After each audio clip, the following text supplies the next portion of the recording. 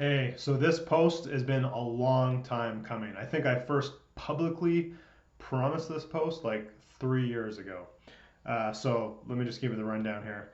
So over 5 years ago, after I lost all the weight, fixed my immune condition, healed my back, I began the search not only for longevity, but optimization in all aspects of my life. And one area in this regard that kept intriguing me was the idea of meditation.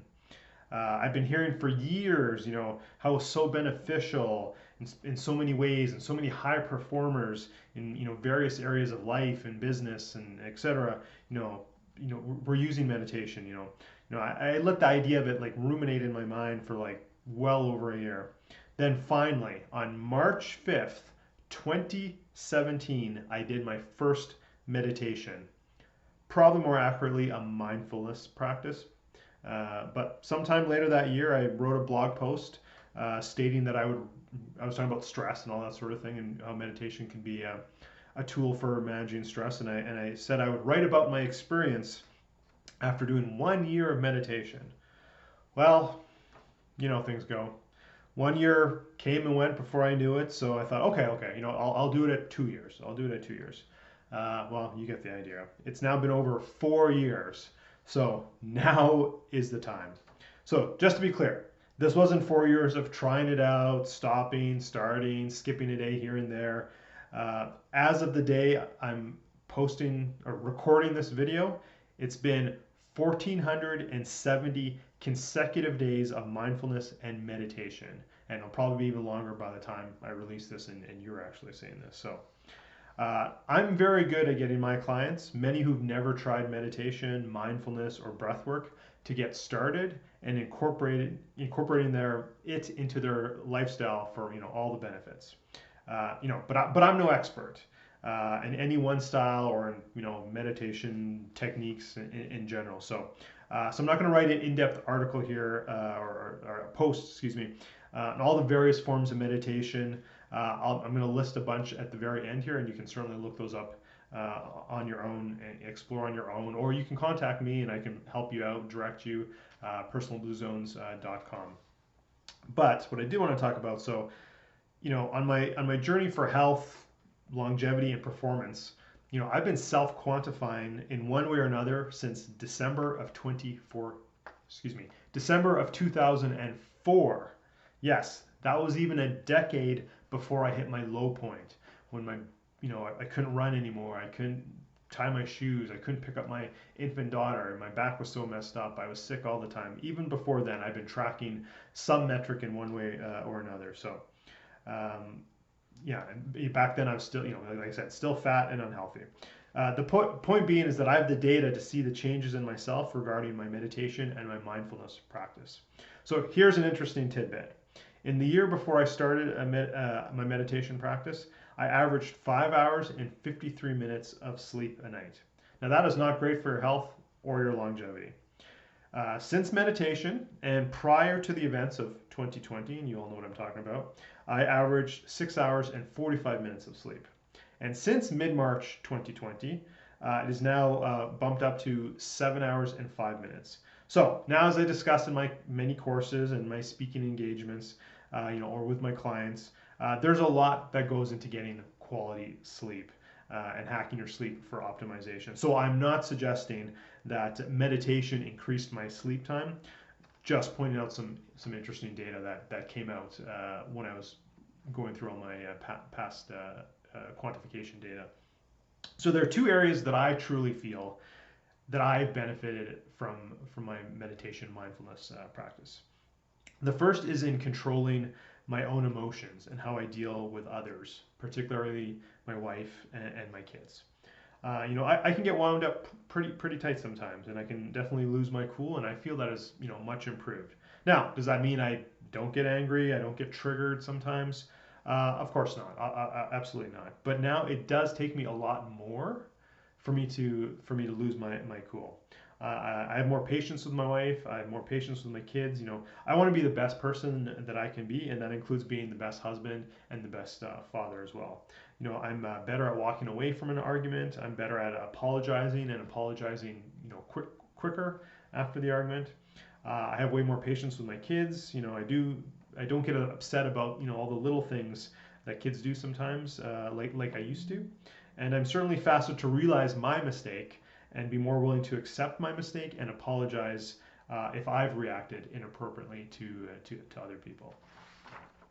So meditation and gratitude, which is another topic that altogether I won't get into it here, have been huge changes, to my personal relationships.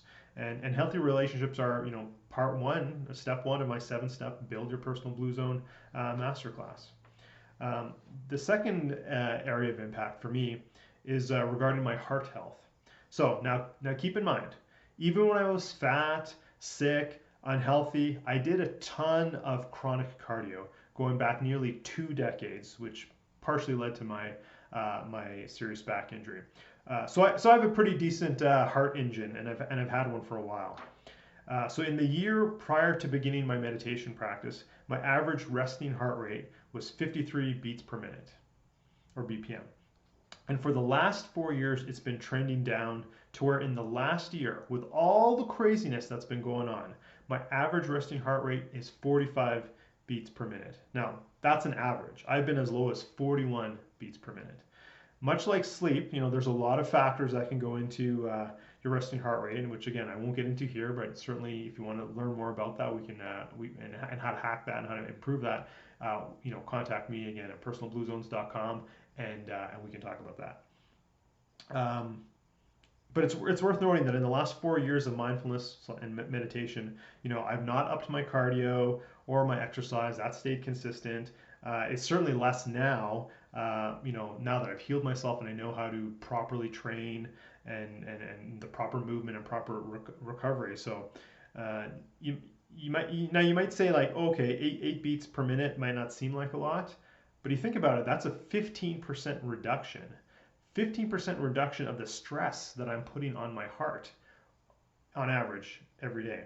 Now, you may or may not believe in the theory that our heart has only so many beats in it before we begin to lose, functionality and health.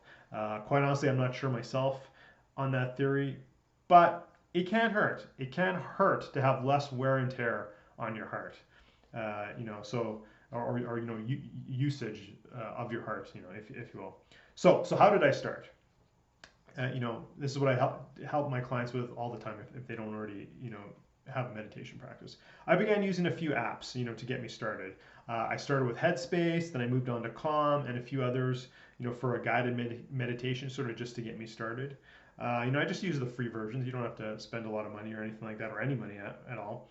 I started with 10 minutes a day, usually in the morning. I found for myself. Doing it in the morning provided me with the carry-through benefits throughout the rest of my day. Better resiliency to life's challenges, like I mentioned earlier. I probably stuck to 10 minutes a day for about 2 years. And then I met a new friend of mine, and we've become really good friends now. He's a master meditator, and he usually does an hour a day, and he's even done like 10-day retreats. So after meeting him, I was just like, whoa, I got to up my game. So I went out, I moved it up to 15 minutes a day, and after the craziness of 2020, really began to be felt. I felt that I need to move to 20 minutes a day. So that's what I've been doing for the last year and a bit. I have done meditations upwards of 90 minutes a day a few times, but my average is still about 20 minutes a day. It was about 2 years ago where I ditched the guided meditations, and I can now meditate in silence on my own. I have meditated in all sorts of locations, outside in my backyard, on the deck of a ship, in bed, in my office, on the top of a mountain. But I usually stick to doing it in my sauna most days when I am at home. I would encourage anyone wanting to try meditation or mindfulness or breath work to just get started. I could go further into details in my own personal practice, but really there's no right or wrong way. Just start. The best time to start it is today. And if you do want more information or you want more resources, feel free to reach out, contact me. Again, personalbluezones.com. I guarantee that you will not see any downside to beginning a meditation or mindfulness practice. In fact, your future self, who is healthier, happier, and more fulfilled, will start to thank you for it. And there's a reason why it's part of my Build Your Personal Blue Zone masterclass. So at the beginning, I said I would just mention off some of the types of meditation. There's, depending what source you look at, there's a whole bunch. But again, you can reach out to me, or you can just like Google these on your own and take a look and see what might reach out to you. So there's mindfulness meditation, there's movement meditation, which it could include Kundalini yoga, Qigong, yoga, even walking, mantra meditation, transcendental meditation, metta meditation, also known as loving kindness meditation, body scan or progressive relaxation, zazen or Zen meditation, guided meditations, like I mentioned earlier, vipassana meditation, like I mentioned earlier, chakra meditation, spiritual meditation, or Trataka, which is also called candle gazing meditation. So there's a lot. I probably missed a whole bunch and subsets of them.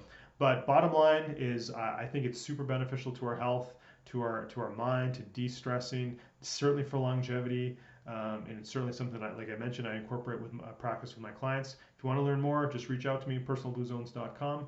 And I hope you enjoyed this my little post here. Take care. Cheers.